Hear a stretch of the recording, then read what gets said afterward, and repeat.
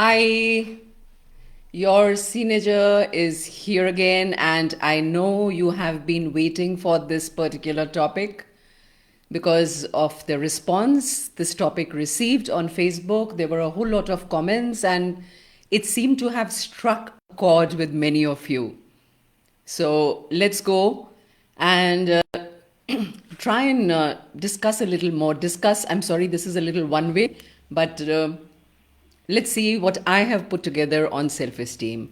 And let me begin by admitting that today I'm trying to be real and authentic like the next generation. I've attended some of the sessions conducted by the millennials or even the Gen Z, and I find many of them are very real. They don't they don't put necessarily makeup or they just be themselves. Many of them with must hair, they are comfortable enough, and I'm guessing that their self-esteem is very high. I'm in a slightly wicked mood today because I tend to do exactly what I do when I'm meeting somebody physically. So even for the digital platform, I'm the old generation, old school. So I'll bathe, I'll comb my hair, I'll maybe even shampoo it, mostly shampoo it and put eyeliner and my eye pencil and get ready with jewelry and all, and then sit in front of the camera, act just as though I'm meeting somebody physically. It's a mood elevator to get dressed, and it's also honoring the other person in a way.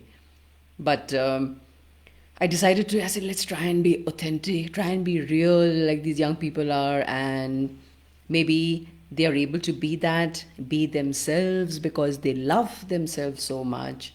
I love myself. I am enough. I am right. Well, mostly. Therefore, I will be completely real, completely authentic. Nobody can tell me what I ought to do or I ought to be. That's the basic premise that the young generation operates upon. Now, too much self esteem. Now that you have seen my blue colored kajal, remember I'm trying to be real. See, real. So let's start. I need my glasses. Now, too much self esteem. Too much self esteem. We are so scared of our children becoming fragile, coming apart at times, going to pieces, that for more than a generation now, we've been telling a young, you are great as you are. You are pearls in the oyster of the world is your oyster. You can be whatever you like. So much so that I think many of the young people today are hearing that it's just enough to exist.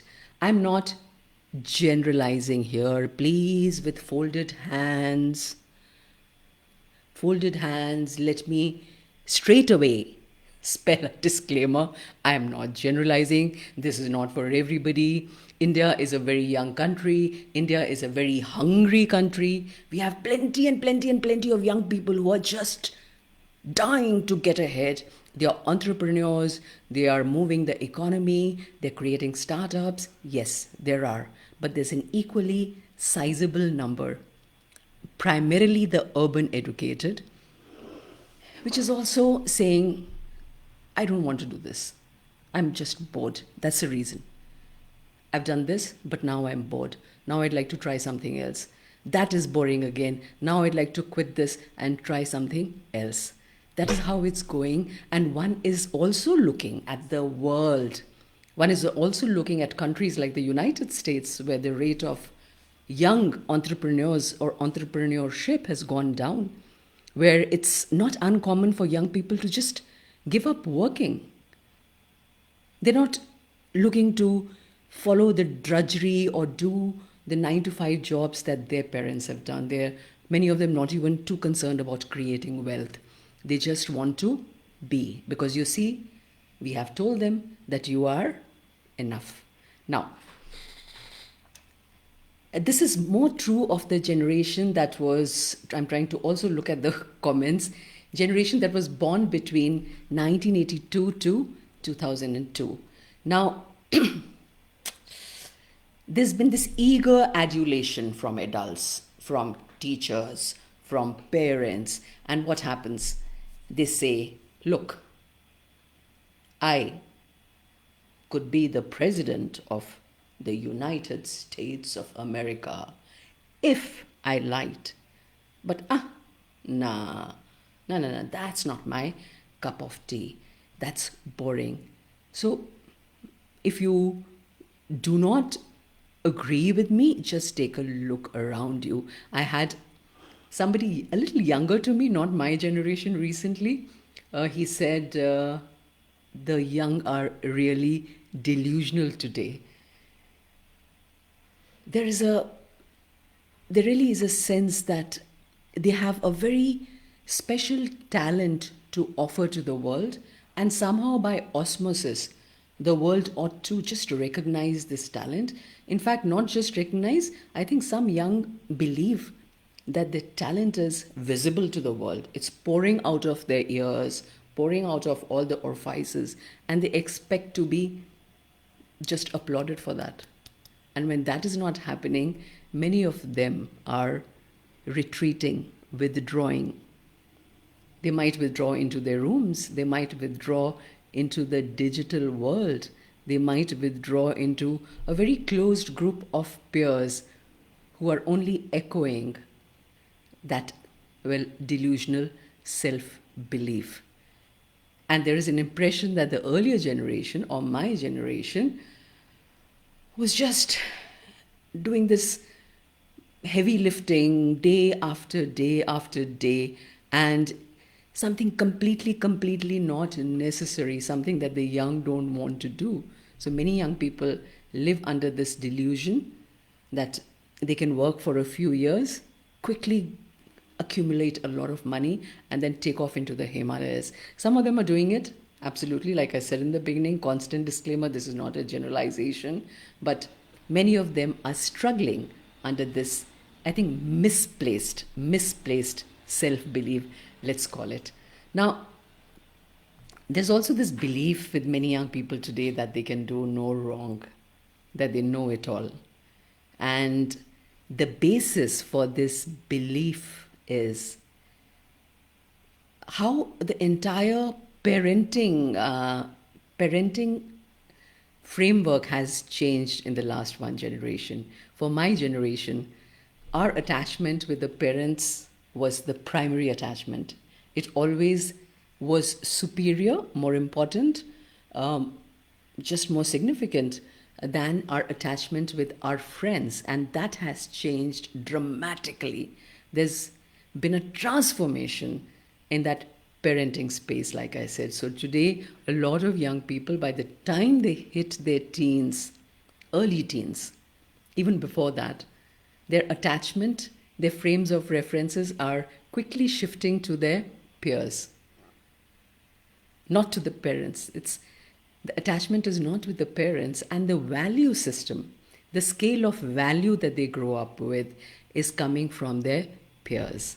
Whereas the actual responsibility of what you call, well, educating their desire, or giving them some values, what we call culture, what is a particular way to behave, or how do you go about fitting in a certain environment. For instance, Japan, different culture. India, different culture. There are some values that are peculiar to, let's say, Australia, let's say United Kingdom. Every nation, Finland, Switzerland, every nation will have a very peculiar ecosystem. And these are values that take years and years and years to absorb and internalize. You can't do it overnight. You have to spend years, a lifetime in a certain culture to absorb the language, their preferences, their belief system, what they consider to be good. And that happens primarily, it used to happen through the parents.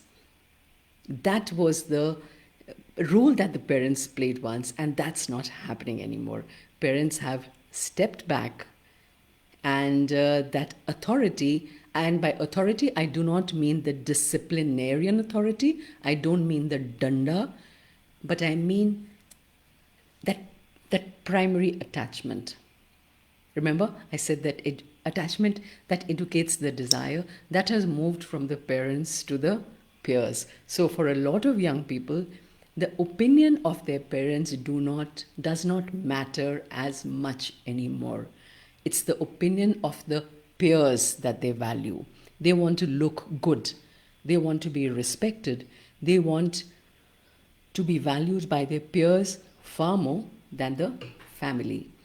You do remember, all of you who are listening out there, I'm looking out for any comments there, that family used to really literally come first once upon a time. Now, what's also happening is that many young parents, even parents like me, they are so fearful. They're so fearful of the choices their children might make, or estrangement that might happen, that they overextend themselves. They want their children to be happy. So the normal phrase you will hear around you from most of us, I just want my children to be happy. And then the children turn around and say, oh, you're saying that, but what you actually mean is you want us to be happy your way. And in the past, I've never contested it. I've found that to be a very smart statement. Oh, the child says that you want us to be happy your way. But I have begun to change my mind of late.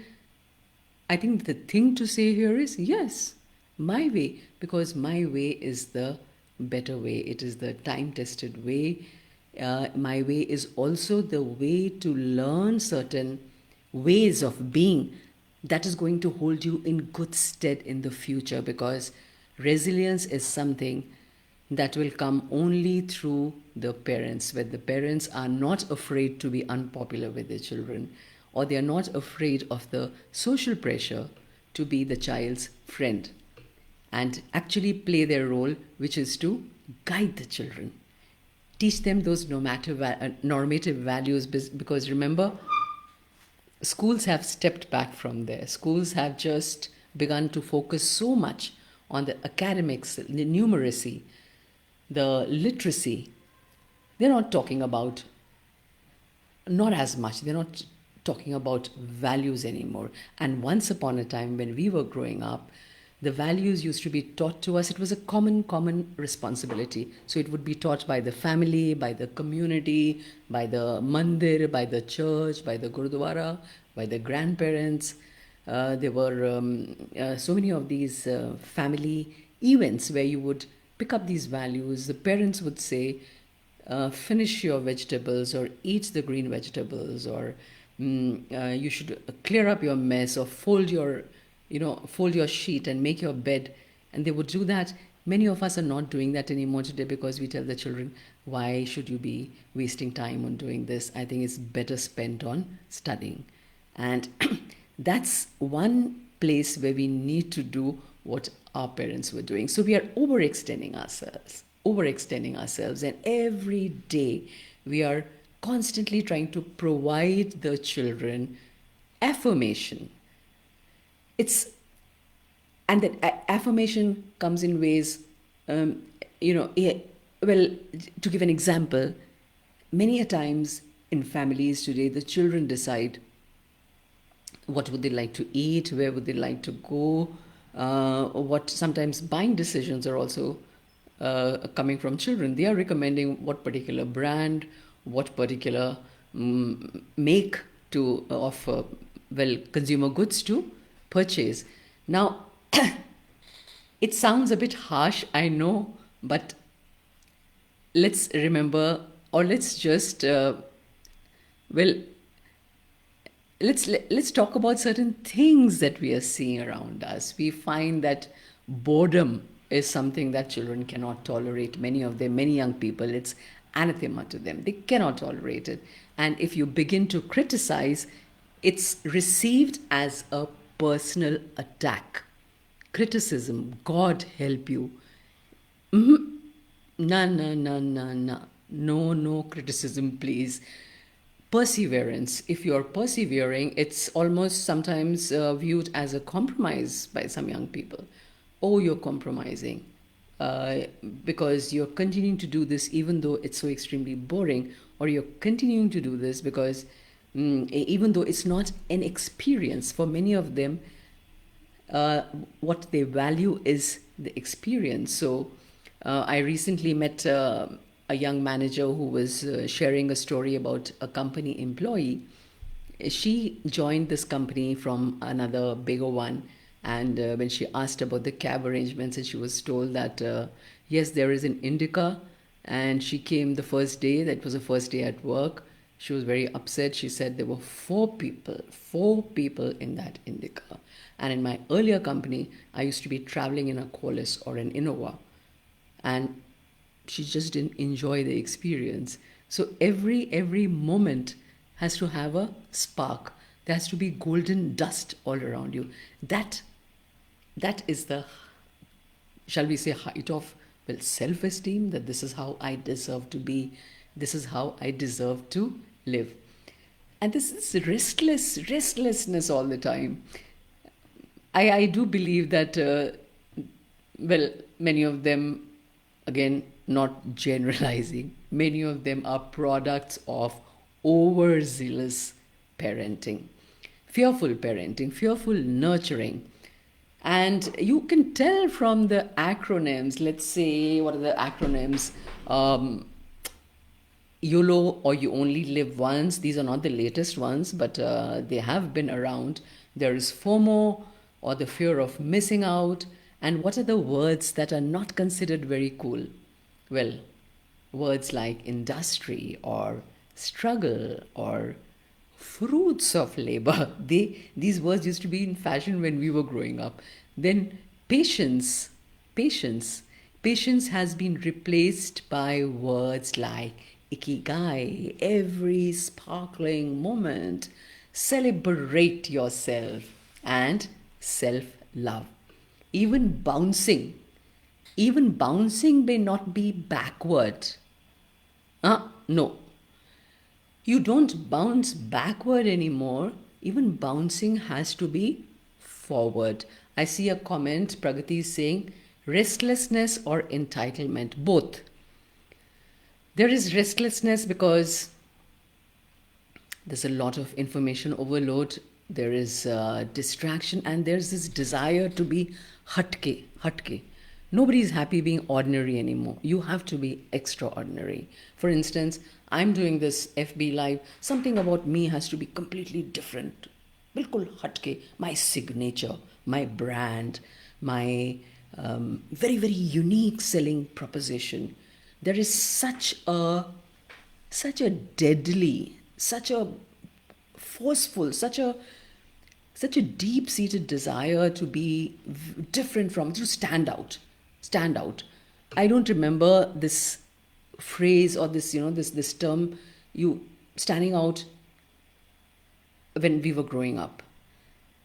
But today, I know, in marketing, in the highly competitive world today, world of branding, world of signature, it is all about being hatke. So a lot of young people are restless because they want to be seen as extremely unique. There's nobody like them. And the second thing Pragati said is entitlement. Yes, there is a sense of entitlement because I don't know where that comes from, but there is this sense that the world owes me. My family owes me. My parents owe me. The system owes me. And at some level, it's also payback for messing up the planet, for leaving them this climatic crisis, for messing up. There's a view that the older generation has messed up in many ways. And it's only a generation ago that words like progress, words like new, words like improved began to hold a lot of weight and significance, and suddenly the hierarchy started breaking down between a master and a superior and a subordinate, between people of one color and people of another color, or between parents and children. When that hierarchy, when that power, differential began to break down, a lot of things changed. Now, You should ask me this question, Pragati, please ask me. Somebody ask me. Nobody's asking. What's wrong with having children feel good about themselves? What's wrong with that? You ought to ask. See, uh, after all, we do say that young people need to have a very robust sense of identity and a very strong core. Isn't that the purpose of all the parenting and the nurturing that we are doing, schools are doing, institutions are doing, colleges are doing? See, so long as their self concepts are based on productive and functional behavior and genuine, demonstrable accomplishment, it is all good. It's all good. There's no problem there. The problem arises when self image is falsely inflated and it doesn't find reflection in personal, social, or academic success. You do have cases of young people who have isolated themselves. There may be a self belief there. There may be a delusion, like I said, of special talent there. But is it converting? Is it showing up in what I just said? Personal, social, and academic success, economic success. Is that happening? Because that is the parameter, right? Now, that's a scale. Now, if that's not happening, that's odd, because for years and years it has been believed that it is in fact low self esteem that is destructive and high risk, right? And why are we saying that it's high esteem that could be a bit of a problem here, or too much self esteem could be a problem? It's contradictory to what one believed. Academic failure, for instance, or substance abuse, promiscuity, they've all been usually attributed to a sense of inferiority. But now there is new research that says that low self esteem, in fact, believe it or not, may not be all that self destructive. In fact, it's high esteem that can lead to problematic behavior at times. Self absorbed, entitled, irresponsible children many a times have been found to, well, the behavior has been traced back to sky high praises. Believe it or not, this is based on some research that is happening. And many criminals, in fact, and drug peddlers and bullies see themselves as superior to others around them. This is another surprising thing because one always grew up thinking that it's low self esteem that leads to this kind of destructive behavior. The problem is that, and I will quote someone here who's the chairman of the Family Committee of the American Association of Child and Adolescent Psychiatry. His name is Alan Josephson, MD.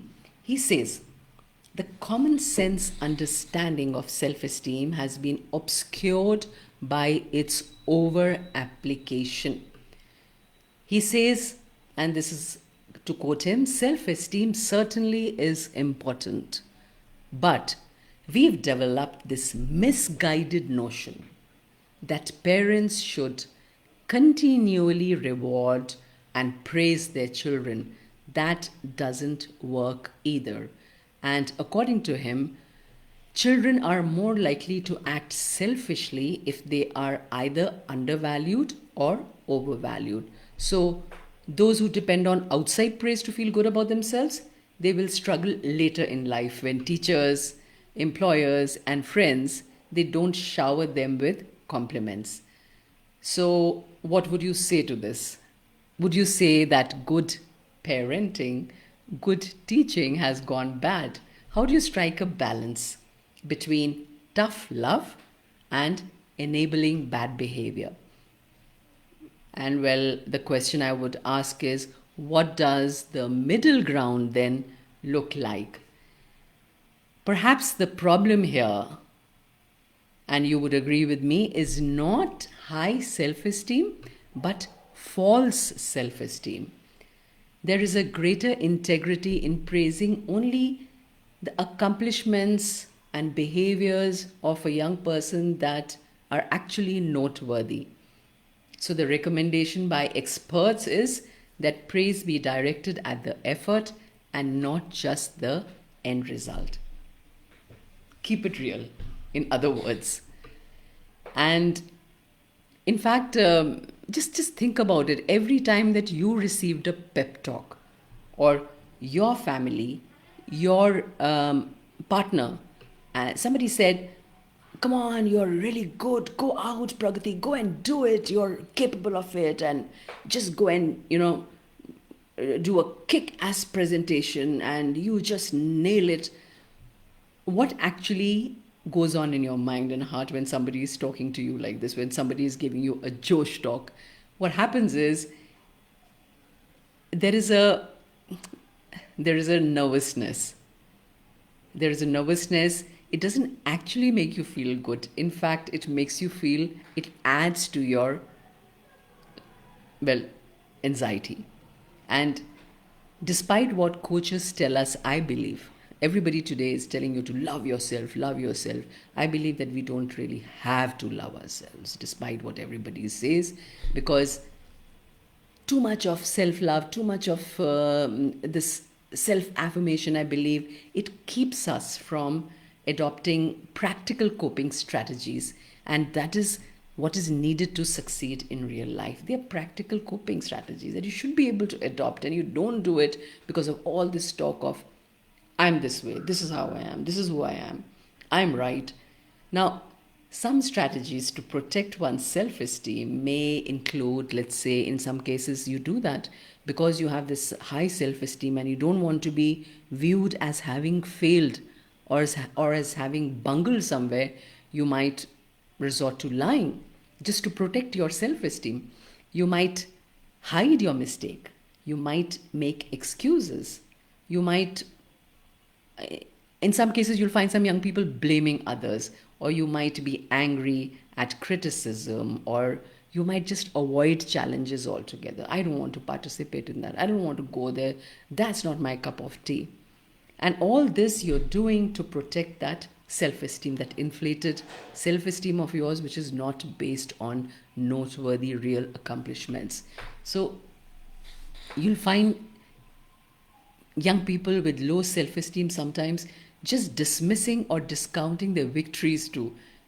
It's odd, even if when you have won, let's say, a competition, and people are congratulating you, you dismiss it. "Oh, it was not that great. I was just lucky." Because again, remember that puts pressure on you, because there is some kind of a sense inside that maybe you were not that good, you were just lucky, and that's how you won that competition. So that is when they say sometimes that looking good can sometimes be bad. But whatever we might say about high self esteem, low self esteem can be really, really painful. Good evening, Sir Mishta Mukherjee. Low self esteem can be painful, and it can set up a child for depression, for eating disorders. The thing is that children really, really develop self respect when they get to challenge themselves. And that permission has to come to them from their adults in their lives. They need to permit them to challenge themselves. In fact, we are at a state today where no child is actually ever hungry at any given moment at all. Children are constantly, I'm just using an analogy, that children are constantly being fed. Even when you're transporting them from one activity to another, or you're going for a movie, wherever it is you're going, you're even carrying snacks in bags, in your handbags, in the car.